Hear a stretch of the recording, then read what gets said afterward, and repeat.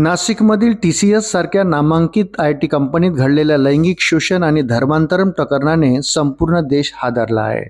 या प्रकरणाच्या केंद्रस्थानी असलेली HR निदा खान सध्या तपास यंत्रणांच्या रडारवर असून ती फरार आहे। निदा खानने मुंब्रा परिसरात 3 ठिकाणे बदलली आहेत।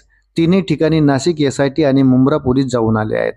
निदा खानच्या पतीची सकाळपासूनच पोलीस चौकशी करत असून त्याने निदा खान ही मुंब्र्यात असल्याची माहिती दिली आहे।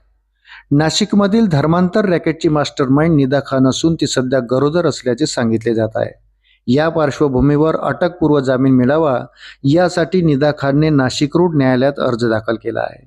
या अर्जावर सुनावणी होण्याची शक्यता असून न्यायालय काय निर्णय देते याकडे सर्वांचे लक्ष लागले आहे। दरम्यान या प्रकरणात निदा खान 21 दिवसापासून फरार असून नाशिक पोलिसांनी तिच्या शोधासाठी विशेष पथके नियुक्त केली आहेत। पोलिसांनी निदा खानच्या पतीला देखील ताब्यात घेतले आहे। निदा खान गेल्या 2 वर्षापासून मुंब्र्यात पतीसोबत राहायची। निदा खान मूळची ठाणे जिल्ह्यातील भिवंडीमधील गैबीनगर येथील रहिवासी आहे। निदा खान गरोदर असल्याची माहिती निदानेच पोलिसांना दिली आहे। मात्र निदा सतत ठिकाण बदलत असल्याची पोलीस सूत्रांची माहिती आहे। तर निदा खानच्या पतीची नाशिक SIT पोलिसांनी चौकशी केली, मात्र निदा खानचा अद्याप ठाव ठिकाणा पोलिसांना मिळाला नाही।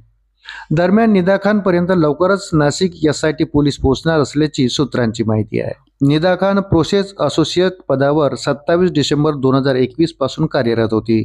या गंभीर प्रकरणाची माहिती कंपनीला मिळाल्यानंतर निलंबनाचा निर्णय घेण्यात आला असून तत्काळ प्रभावाने निलंबन लागू करण्यात आले।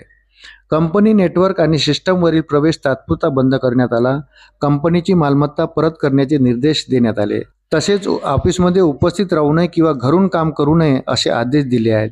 या प्रकरणाबाबत इतर कर्मचाऱ्यांशी चर्चा न करण्याचे निर्देश दिले असून पूर्ण गोपनीयता राखण्याचे आदेश जारी करण्यात आले आहेत। पुढील निर्णय HR विभागाकडून घेतला जाणार आहे। अशाच नवनवीन अपडेटसाठी व्हिडिओला लाईक आणि चॅनलला सबस्क्राईब जरूर करा। धन्यवाद।